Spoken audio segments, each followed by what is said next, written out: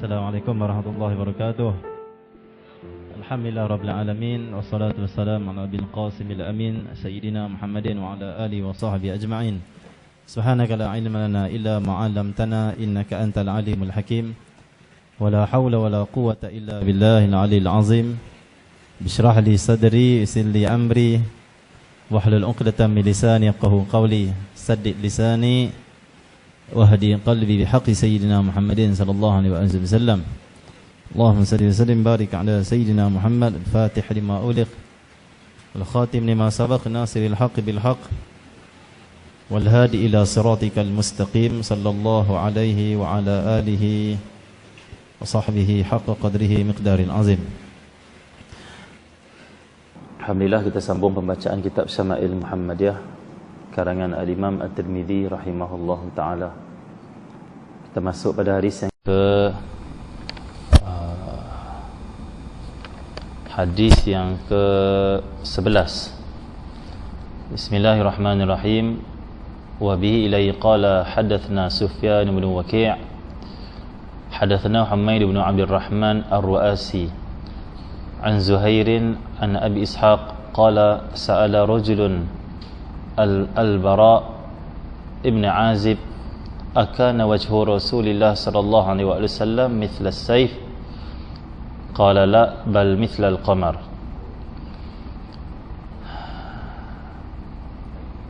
Daripada Abi Ishaq berkata, seorang lelaki bertanya kepada Al-Bara ibn Azib.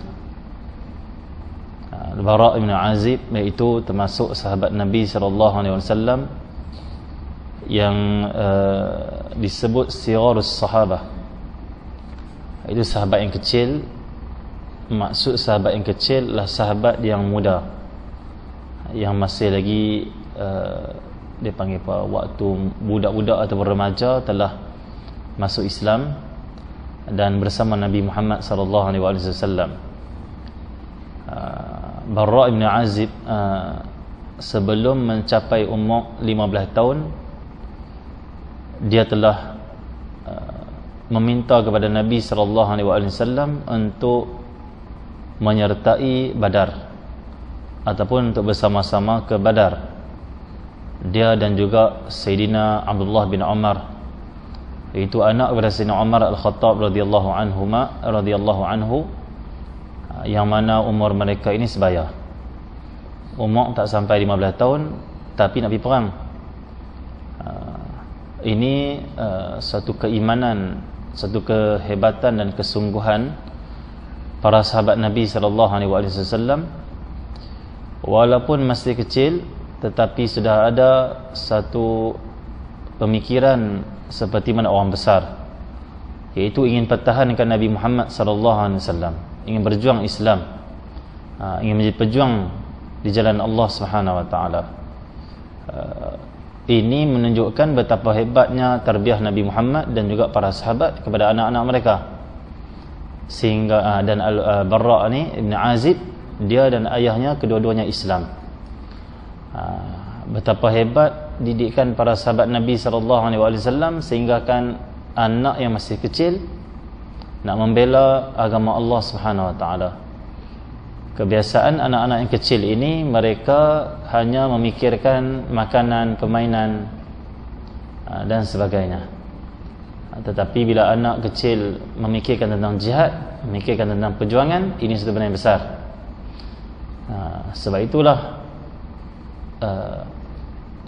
pentingnya bagi kita pada waktu ini untuk mencontohi para sahabat Nabi SAW dalam membimbing anak-anak.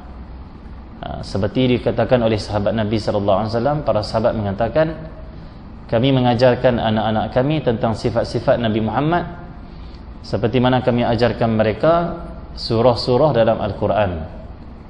Surah dalam Al-Quran ini banyak,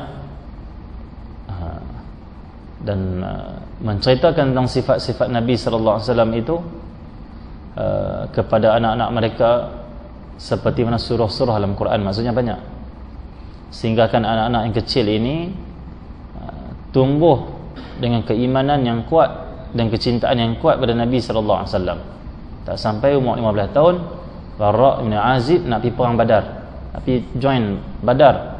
Dia dan juga Sayyidina Abdullah bin Umar, anak pada Sayyidina Umar, yang sudah pasti mendapat bimbingan daripada Sayyidina Umar Al-Khattab radhiyallahu anhu. Dan dia daripada kalangan Al-Ansari, wafat pada tahun 72 Hijrah. Barra' bin Azib. Al-Imam Az-Zahabi rahimahullahu taala pernah memuji Al-Barra' bin Azib dengan mengatakan Barra' bin Azib ini dia faqihul akbar, maksudnya orang faqih yang besar, dan dia adalah ahli fiqh yang besar. Barra' bin Azib radhiyallahu anhuma. Dan Barra' bin Azib radhiyallahu anhuma meriwayatkan sebanyak 305 hadis. 305 hadis dalam sahihain ataupun dalam dua kitab sahih Bukhari dan juga Muslim. Ada 22 hadis yang diriwayatkan oleh Sayyidina Al-Barra' bin Azib radhiyallahu anhuma. Al-Barra' bin Azib ini seorang anak kecil di zaman Rasulullah sallallahu alaihi wasallam yang sangat mencintai Rasulullah. Dalam satu riwayat, Sayyidina Al-Barra' bin Azib bila Nabi sallallahu alaihi wasallam masuk dalam masjid, dia dan juga kawan-kawan dia akan tunggu di luar masjid. Kerana kanak-kanak ini di zaman Rasulullah sallallahu alaihi wasallam mereka suka bermain dengan Rasulullah, dan mereka sangat suka bila disentuh oleh Rasulullah sallallahu alaihi wasallam. Dia peminat Rasulullah, itu bahasa mudahnya. Budak-budak lah ni kalau dia minat seorang penyanyi, tak kira nasyid ke, penyanyi rock ke, K-pop, tak kira, dia budak lagi. Umur apa 12 tahun, umur 10 tahun. Budak-budak kalau dia cinta satu idola ni, contoh pemain bola sepak, oh dia sayang sangat tu main bola sepak Kedah tu, atau main bola sepak mana-mana, tak kira lah, mesti dia ada keinginan untuk jumpa pemain bola sepak tu atau artis tu. Dan bila jumpa, dia nak cuba dekati dan cuba nak disentuh. Dan budak-budak ni akan seronok bila disentuh oleh peminat-peminat, disentuh oleh orang yang mereka minati. Seperti para ulama juga, orang alim. Ada budak-budak pada hari ni suka orang alim, cinta orang alim, cinta ustaz-ustaz, cinta ulama-ulama, sehingga kan dia nak main dengan ayah dia majlis ulama tu, majlis orang alim tu, dan dia nak berjumpa dengan orang alim tu, nak salam, nak orang alim tu dukung dia, nak main dengan dia, melawak dengan dia. Ni orang alim, ustaz-ustaz, tambah-tambah Nabi sallallahu alaihi wasallam. Lagi dah budak-budak seronok suka, cinta Nabi sallallahu alaihi wasallam.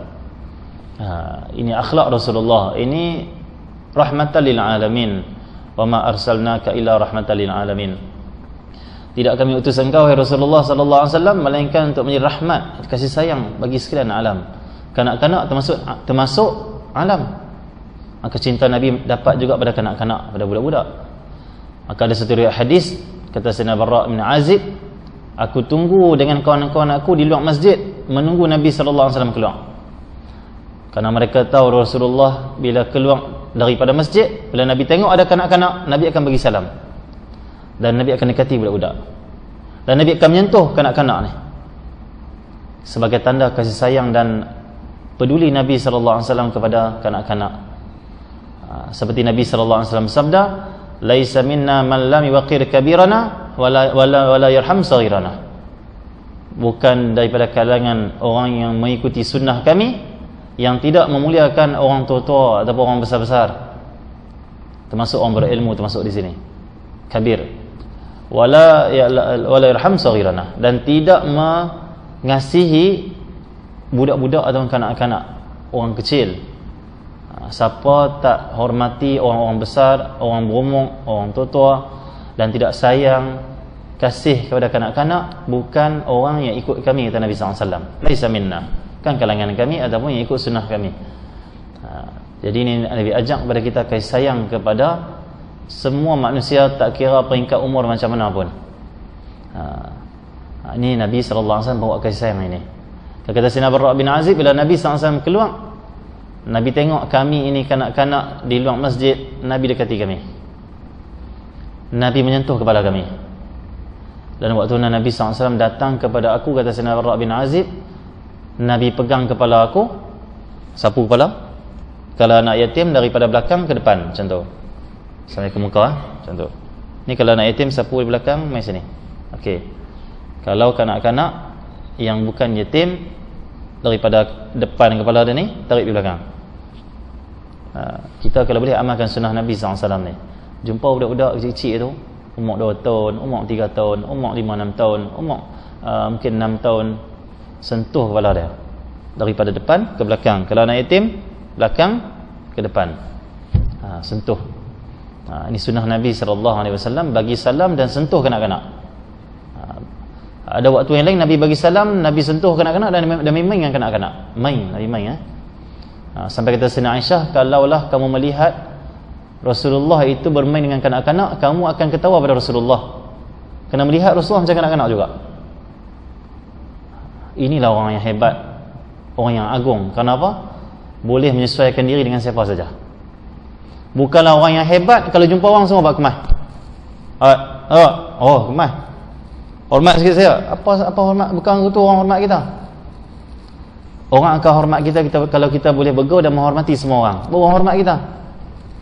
Dan tak boleh kita suruh orang hormat kita tak mahu hormat orang. Kewajipan kita menghormati orang, bukan minta orang hormat kita. Orang yang hebat, orang yang mulia, orang yang istimewa adalah orang yang dapat menyesuaikan diri dengan siapa saja. Dia macam garam yang larut, masin yang larut dalam air laut. Duduk dengan kanak-kanak boleh duduk, duduk dengan baby boleh duduk, duduk dengan orang muda boleh duduk, duduk dengan orang tua-tua boleh duduk, duduk dengan orang berilmu boleh duduk, duduk dengan orang jahil boleh duduk, ahli maksiat boleh duduk, dengan ahli taat boleh duduk. Ahli maksiat dia duduk, dia nasihat, dia doakan mereka, dia ada cara untuk tarik mereka ke jalan Allah. Duduk dengan ahli taat, dia ada cara dia. Duduk dengan ulama, ada adab dia. Dia duduk dengan peniaga, dia sembang bab ni. Dia duduk dengan pemain bola sepak, dia sembang bab ni. Sehingga semua orang selesa dengan dia. Ini orang hebat. Dan itulah akhlak Nabi SAW.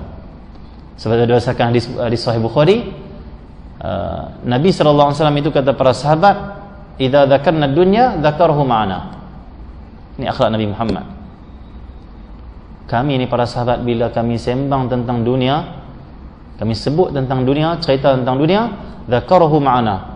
Rasulullah akan sebut sekali bersama-sama kami, cerita sekali, sembang sekali bab dunia. Nabi tak akan tukar ikut lain. Nabi meraihkan sahabat Nabi SAW.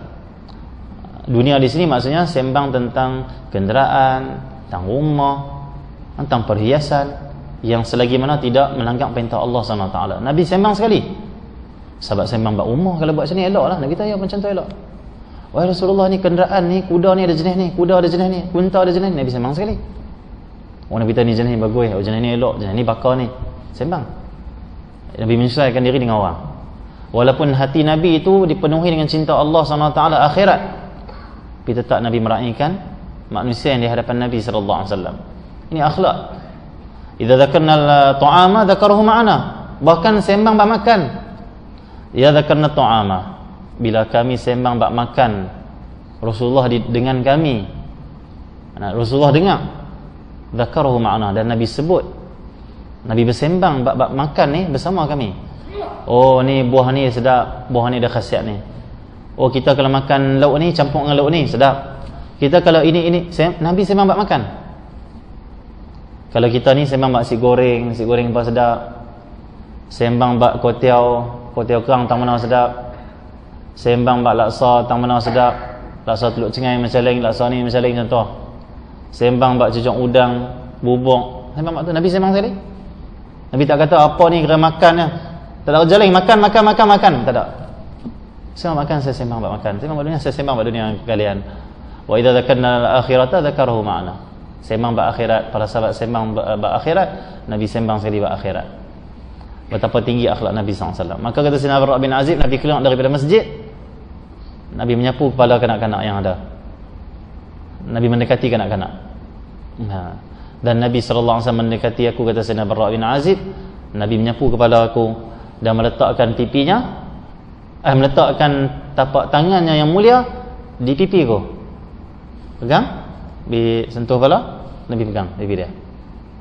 Pegang macam budak-budak lah kita jumpa, kita pegang pipi tu. Kata Sayyidina Bara bin Azib, aku merasakan betapa sejuknya tangan Nabi SAW, seolah-olah di tangan Nabi itu ada salji, ada ais. Tangan Nabi itu sejuk. Dan kata Sayyidina Bara' bin Azib, aku mencium wanginya tangan Nabi sallallahu alaihi wasallam. Tapak tangan Rasulullah tu wangi. Satu para sahabat Nabi sallallahu alaihi wasallam, mereka akan tahu kata anak-anak mereka baru jumpa Rasulullah bila anak-anak mereka balik ke rumah bau Rasulullah SAW. Anak-anak balik ke rumah bau Nabi Muhammad. Kita kalau tok guru kita pakai minyak wangi itu saja, kita boleh cam tak minyak wangi dia? Boleh cam. Satu hari tok guru calik dekat badan anak kita ataupun dekat tangan anak kita minyak wangi dia. Anak kita balik, kita tahu, ni minyak wangi ustaz ni, ambil mana jumpa ustaz lah. Macam tu. Kanak-kanak zaman Rasulullah bila jumpa Rasulullah sentuh pala. Sebahagiannya Nabi sebut barakallahu fik. Nabi pegang barakallahu fik, Nabi sebut barakallahu fik. Boleh kita nak amal macam tu, Nabi buat tu. Pegang kepala kanak-kanak, barakallahu fik. Berkat Allah kepada kamu. Mudah-mudahan berkat Allah. Allah beri berkat lah maksudnya. Barakallahu fik. Kata para sahabat, kami akan mencium bau Rasulullah di anak kami. Yang paling kuat adalah di kepala. Maksudnya lekat bau wangi tapak tangan Rasulullah di kepala kanak-kanak sehingga sehari penuh. Dalam riwayat hadis, kata para sahabat, kami bila salam Rasulullah, lekat bau wangi Rasulullah di tangan kami sehingga sehari penuh. Walaupun Nabi tak pakai minyak wangi hari itu, tetap Nabi SAW wangi. Nabi pakai minyak wangi itu bukanlah sebab Nabi itu tak wangi. Nabi memang dah wangi, tapi Nabi pakai juga minyak wangi menunjukkan Nabi sangat pentingkan wangi, ini kesempurnaan. Dan sebagai contoh pada umat, kita kena berwangi-wangi. Kerana yang wangi itu menunjukkan benda tu elok. Busuk itu tak elok. Dan Allah suka pada yang elok. Innallaha jamilun yuhibbul jamal. Itu hadis. Sesungguhnya Allah itu maha indah, Allah suka pada keindahan, keelokan. Okay, jadi itu dia panggil apa? Riwayat hadis Bara' bin Azib radhiyallahu anhuma pernah berjumpa Nabi sallallahu alaihi wasallam, Nabi sentuh pipi dia. Tapak tangan Nabi sallallahu alaihi wasallam sejuk. Jadi insya-Allah mudah nanti di akhirat kita dapat bersalaman dengan Nabi sallallahu alaihi wasallam. Ini cita-cita kita yang besar. Masuk syurga ni bukan sebab makan sedap, bukan sebab bidadari itu lawa-lawa tu, sebab Nabi sallallahu alaihi wasallam. Kalaulah bidadari pun dah lawa dah, Nabi Muhammad lagi lawa dah. Kerana tidak ada makhluk Allah yang paling segak, paling handsome, paling indah melainkan Nabi sallallahu alaihi wasallam. Khuliqta mubarra'an min kulli aibin ka'anna khuliqta kama tasha'u. Tu Sayyidina Hasan bin Sabit puji Rasulullah sallallahu alaihi wasallam. Kata dia, Allahumma salli ala, engkau diciptakan tidak ada atau bersih daripada keaiban. Tidak ada keaiban. Tidak ada keaiban. Rasulullah ni tidak ada sikit pun keaiban. Kita ada juga, sebab kita tak sempurna. Rasulullah sempurna. Makhluk Allah paling sempurna. Seolah-olah kamu itu diciptakan seperti mana yang kamu nak. Kama tasya'u, seperti mana kamu nak. Seolah Rasulullah beritahu, ya Allah, saya nak hidung macam ni cantik, saya nak mata macam ni cantik, saya nak rambut macam ni cantik, saya nak badan macam ni cantik. Seolah-olah maksudnya. Itu Nabi sallallahu alaihi wasallam. Jadi kalaulah Nabi Muhammad sallallahu alaihi wasallam indah, segak, cantik, dan kita pernah dengar bidadari itu cantik, segak, kita kena ingat yang paling indah Nabi Muhammad sallallahu alaihi wasallam. Paling indah Nabi sallallahu alaihi wasallam. Jadi para sahabat Nabi sallallahu alaihi wasallam nak masuk syurga di kalangan mereka bukanlah sebab makanan sedap dalam syurga tu. Itu memang dapat pun. Itu semua orang dapat. Tapi para sahabat nak masuk syurga ni sebab apa? Sebab nak melihat wajah Nabi sallallahu alaihi wasallam yang indah dan nak bersama Nabi sallallahu alaihi wasallam. Kita kalau cinta Nabi, kita tak fikirlah tu bidadari tu. Kita fikir Nabi Muhammad sallallahu alaihi wasallam. Kita kalau cinta Nabi Muhammad, kita tak fikirlah makanan sedap dalam syurga tu. Memang kita nak, tapi kita tak fikirlah. Kita lebih fikir Nabi Muhammad sallallahu alaihi wasallam. Itu hati para sahabat. Contohlah macam kita ni sayang pada seorang perempuan, contoh saja. Orang main jamu makan pun kita tak beli makanan tu. Kita kira kasih kita ni. Kita nak tengok dia, kita nak bersembang dengan dia, kita nak duduk dengan dia. Kek ke, laksa ke, biunsuk ke nanti sat. Ini bukan yang paling kusyuk. Aku syuk kasih aku. Seperti Sayyidina Sauban, bila mai jumpa Nabi, senyum seronok jumpa Rasulullah. Bila balik ke rumah, duduk termenung sampai satu hari dia sakit. Rasulullah kata, kenapa engkau ni wahai Sauban, nampak engkau sakit? Kerana di antara akhlak Nabi Muhammad, bila jumpa para sahabat, Nabi akan tanya, kaifahaluka? Itu ada hadis. Kalau bahasa Kedahnya, apa khabar? Sihat ke? Nabi macam tu. Jumpa orang jangan tak tanya khabar dia. Tanya. Walaupun kita tahu khabar dia macam mana. Walaupun dia jiran kita sekalipun. Walaupun setiap hari kita tengok dia, tanya juga khabar dia. Apa khabar, sihat? Kaifa haluka? How are you? Bolehlah kalau bahasa Inggeris. Jadi Nabi SAW tanya, kaifa haluka? Engkau nampak tak sihat wahai Sauban, apa terjadi pada engkau? Dia tahu, ya Rasulullah, saya bila jumpa Rasulullah saya seronok. Bila balik rumah saya terpisah dengan Rasulullah, tak boleh tengok Rasulullah, saya rasa macam sedih. Rasa macam peritlah nak tunggu esok nak jumpa Nabi pula. Dan saya fikirkan di dunia kalau terpisah saat dengan engkau wahai Rasulullah, saya dah rasa perit. Bagaimana nanti dalam syurga, engkau duduk syurga tinggi, aku duduk syurga, aku kalau masuk syurga, aku syurga bawah wahai Rasulullah, sebab saya ni orang biasa saja. Wahai Rasulullah, saya tak sanggup duduk dalam syurga tapi tak boleh jumpa Rasulullah SAW selama-lamanya, tak boleh jumpa. Saya tak sanggup. Turunlah ayat, barang siapa yang mentaati Allah dan Rasulnya, fa ulaika alladziina an'ama Allahu 'alaihim minan nabiyyin siddiqin wa syuhada'i salihin hasuna ulaika rafiqa. Orang yang mentaati Allah dan Rasul, mereka itu akan bersama orang yang diberi nikmat ke atas mereka itu oleh Allah SWT, an-nabiyyin siddiqin syuhada' salihin. An-nabiyyin ini termasuk Nabi SAW dah. Wa hasuna ulaika rafiqa. Mereka inilah teman yang terbaik nanti yang diberikan oleh Allah SWT. Maka turun ayat ini, gembiralah Sayyidina Sauban, kerana apa? Orang yang taat Allah dan Rasul akan bersama dengan Rasul sallallahu alaihi wasallam. Itu sahabat nak itu, masya-Allah. Okey ya. Itu bila ada cinta. Okey, terus. Jadi Allah SWT kata Sayyidina Barra' bin Azib, seorang datang bertemu dengan Sayyidina Barra' bin Azib. Sikit lagi. Kita dah bunyi dah jam kita pun. Adakah wajah baginda Rasulullah sallallahu alaihi wasallam itu mithlas saif, bagaikan pedang? Al-Barra' menjawab, la bal mithlal qamar. Bahkan wajah baginda Rasulullah tidak, bahkan wajah Rasulullah itu bagaikan bulan. Ada seorang lelaki ni, dia duduk dengar kata wajah Nabi ni bercahaya. Duduk dengar wajah Nabi bercahaya, wajah Nabi bercahaya. Kita kalau mimpi Rasulullah ni, kebiasaan kita tengok wajah Rasulullah ni bercahaya.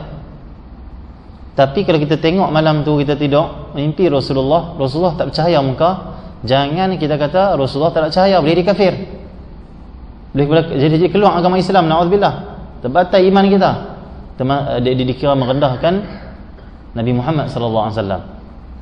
Kalau kita mimpi Rasulullah tidak ada cahaya di wajah, itu bukan Rasulullah, itu kita itu. Kata ulama, seolah Rasulullah itu mencermin dengan kita. Rasulullah tunjuk diri kamu tidak ada cahaya, kamu perlu amalkan sunnah lagi, kamu perlu zikir lagi, kamu perlu selawat lagi, kamu perlu amal lagi, amal soleh, supaya kamu nanti bercahaya. Maksud teguran Nabi SAW sebenarnya, kata ulama. Itu dan kita takwil mimpi tentang Rasulullah SAW ada. Dan mimpi Rasulullah ni benar, minta pada Allah setiap hari mimpi Rasulullah dapat, insyaAllah. Sebelum meninggal tu nak mimpi Rasulullah, takkan tak tanya mimpi Rasulullah. Ada orang tak pernah minta mimpi Rasulullah, ni pelik ni. Macam mana ni? Sembahyang tiap hari, zikir tiap hari, tutup aurat tiap hari, main masjid tiap hari, tak ada keinginan untuk bertemu Nabi SAW. Ini pelik sekali, ajaib. Sedangkan Nabi sebut dalam hadis, ni peluang bagi semua umat dia sampai kiamat. Nabi bersabda dalam Sahih Bukhari, hadis sahih, dan juga Sahih Muslim pun ada, man ra'ani fil manam faqad ra'ani fa inna syaitan la yatamathalu bi. Hadis jelas, man ra'ani fil manam, barang siapa yang melihat aku dalam mimpinya. Barang siapa di sini umum, maksudnya kata Imam Nawawi, semua orang boleh mimpi Nabi Muhammad, termasuk orang kafir, termasuk orang fasik, masuk ahli maksiat, masuk ahli taat, orang soleh, ulama kata ulama agama, mengaji kata punya jahil sekalipun, semua ada peluang untuk mimpi Nabi SAW. Nabi tak sebut hanya ulama mimpi saya, hanya wali mimpi saya, hanya orang soleh mimpi saya. Nabi sebut siapa yang mimpi saya, siapa yang melihat saya dalam mimpi dia. Tu Imam Nawawi punya pandangan, semua orang dapat peluang untuk mimpi Nabi SAW. Kalau orang kafir mimpi Nabi Muhammad, dia akan masuk Islam lepas tu. Kalau orang fasik, orang jahat, ahli maksiat mimpi Nabi Muhammad, lepas tu dia akan taubat. Kalau orang taat mimpi Nabi Muhammad, itu kemuliaan untuk dia. Siapa yang melihat aku dalam mimpinya, faqad ra'ani, sungguh dia melihat aku, sungguh dia melihat aku, sungguh dia melihat aku. Nabi tak kata kalau siapa mimpi aku, bukan aku kot tu, benda lain. Tak ada, siapa mimpi aku, lihat aku dalam mimpinya, sungguh lihat aku.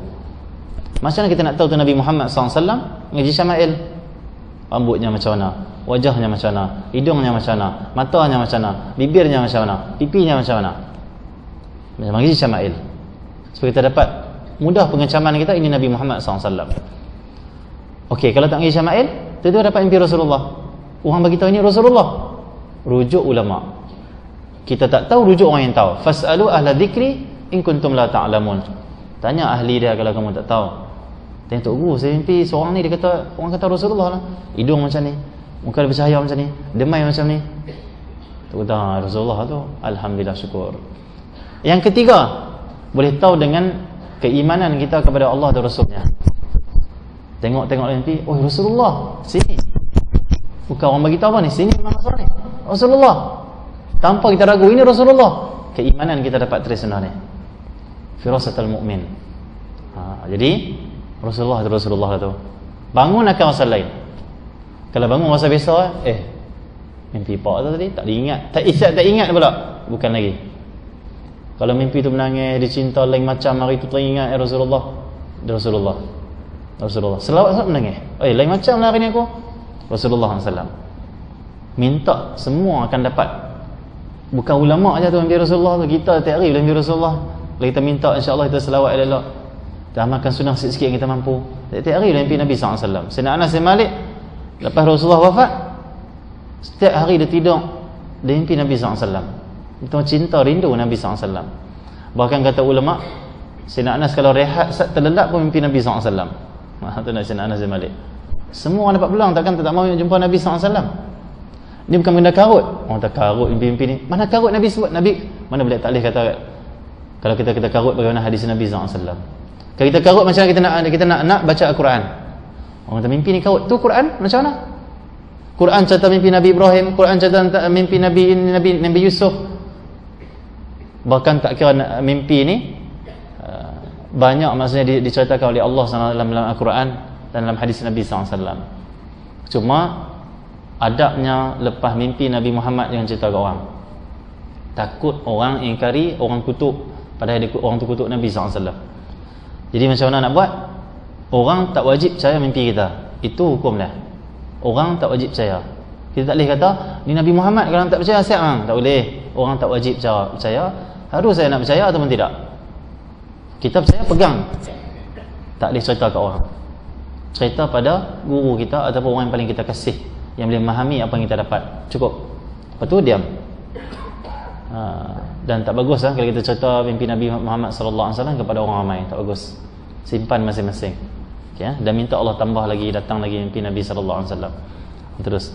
Jadi ada seorang lelaki ni, dia tanya, adakah wajah Rasulullah itu macam mithlas saif? Maksudnya adakah cahaya wajah Rasulullah macam mana pedang? Pedang bila kena cahaya matahari, kita ambil pedang yang zoneh tu, kita bagi pantul cahaya matahari ke pedang tu, pedang tu akan dikeluar cahaya macam bersinar macam tu. Kalau cahaya tu kena mata kita, sakit. Maksudnya adakah wajah Rasulullah mithlas saif, iaitu macam sinaran pedang wajah Rasulullah itu yang bersinar-sinar tu? Kata Sayyidina Barra' bin Azib, la bal mithlal qamar. Tidak, bahkan cahaya wajah Rasulullah itu macam cahaya bulan. Maksudnya cahaya bulan ni kalau kita tengok tak sakit mata. Cahaya wajah Nabi Muhammad kalau kita tengok depan mata kita tak akan sakit mata. Itu Nabi SAW. Maksudnya cahaya wajah Nabi SAW itu indah. Dalam sebahagian hadis riwayat dalam kitab yang lain, wajah Rasulullah ini lebih bersinar, bercahaya waktu Nabi senyum. Wajah Nabi ini cahaya. Kalau Nabi masuk tempat gelap, cahaya tempat tu. Ini luar biasa Nabi SAW. Tapi lebih bersinar-sinar, nampak macam bersinar lah bila Nabi SAW senyum. Bila Nabi SAW senyum. Jadi ini luar biasa maksudnya wajah Nabi SAW. Dan kita dapat lihat wajah Nabi SAW. Minta tiap hari dan sujud takhir kita.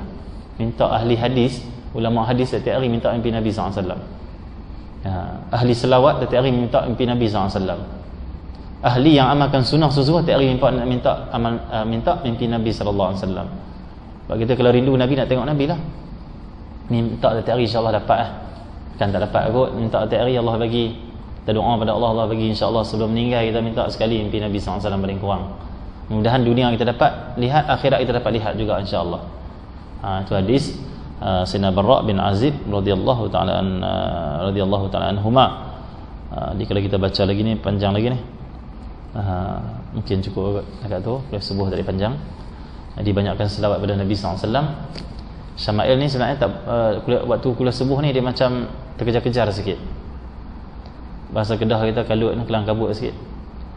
Sebab dia Syama'il ni dia sangat luas, dia masuk sirah sikit, dia masuk itu sikit, dia masuk ini sikit. Kita tak cerita lagi sirah Nabi Muhammad, tentang wajah Nabi Muhammad. Bagaimana waktu mana kemarau pernah berlaku di zaman Rasulullah masih kecil, berlaku kemarau. Waktu tu orang Quraisy panggil Abu Talib, wahai Abu Talib, mintalah kepada Allah SWT turun hujan, kita di Mekah ni panas ni, kemarau dah lama ni. Waktu Abu Talib ambil Nabi SAW masih kecil, baby lagi, dia ambil, dia letak Nabi Muhammad, tekap dia di dinding Kaabah. Itu sirah dalam Rahiqil Maktum ada cerita benar. Saya cerita perkara ni, letak tekap Nabi Muhammad, badan Nabi Muhammad di dinding Kaabah. Lepas tu berdoa, wahai Tuhan, wahai Tuhan, wahai Tuhan, turun hujan. Kata Abu Talib, engkau hujan turun disebabkan wajah engkau ya Rasulullah SAW. Takkan wajah engkau ya Rasulullah SAW. Wajah apa dia panggil apa?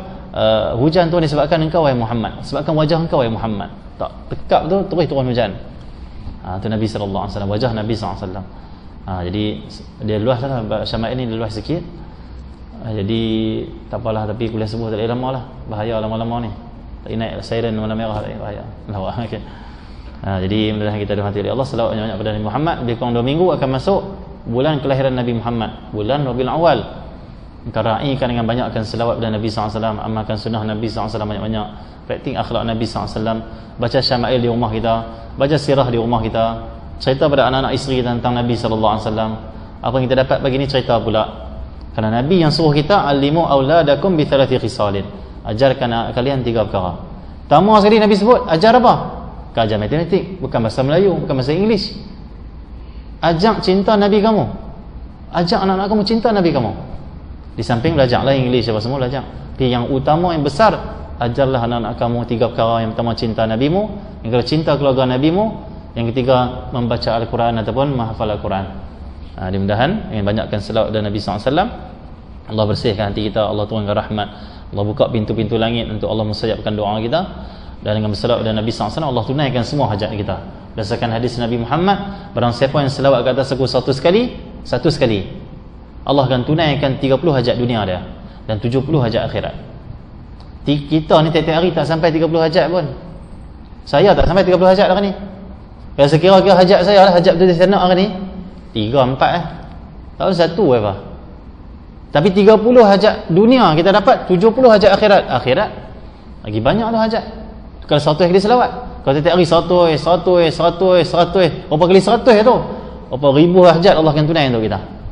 Kadang-kadang kita tak berhajat lagi pun Allah dah bagi dah, kerana kita selawat pada Nabi SAW. Ni kelebihan selawat. Dibanyakkan selawat pada Nabi Muhammad. Hari ini Nabi perintah khusus untuk banyakkan selawat. Banyakkan selawat ke atas aku di malam Jumaat dan hari Jumaat. Itu ada hadis. Sampai mimbar tiap-tiap kali hari Jumaat sebut apa? Innallaha malaikatahu yusholluna 'alan nabi. Nak suruh kita selawat. Bila khatib kata macam tu, kita kena selawat tu, bukan kita diam.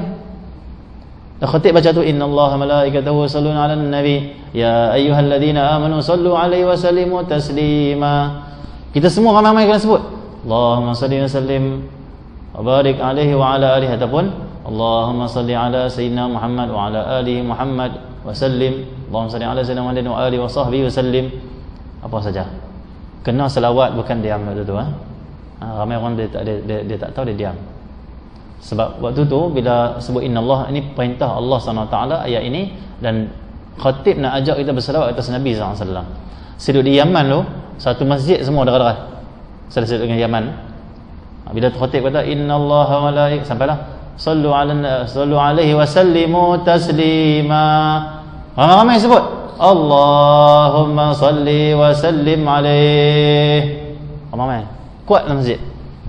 Itu tu kita selawat waktu mana disebut nama Nabi Muhammad atas mimbar, Dan kita selawat waktu nak innallah, boleh selawat, tidak makruh, bahkan sunat selawat bila dengar nama Nabi SAW, walaupun khutbah sekalipun. Cakap lain tak boleh lah, selawat boleh. Bahkan bila dengar ayat sallu alaihi wa sallimu taslima, Allahumma salli wa sallim alaihi, kita buat tu orang pening, orang heran tak, apa dia depa ni, padahal yang tu lah memang macam tu kena buat. Tapi tak apalah, kita baca masing-masing insya-Allah. Dulu saya mengaji di Kelantan dulu, saya ingat seorang khatib tu bagus dah. Dia sampai ke ayat tu dia kata apa? Ni nak royak ni. Bila sampai ayat ni kata bahasa Kelantan, dia cakap sikit. Anak abang kata dia, bila saya baca innallah ni kata, semua kena selawat kata dia, bukan duk diam, kena selawat semua. Ataupun ikut khatib selawat. Allahumma salli wa sallim barik alaihi wa ala alihi wa semua. Senang selawat, bukan duk diam situ kita dapat waktu tu rahmat dengan selawat kita pada Nabi sallallahu alaihi wasallam. Hari ni banyakkan selawat.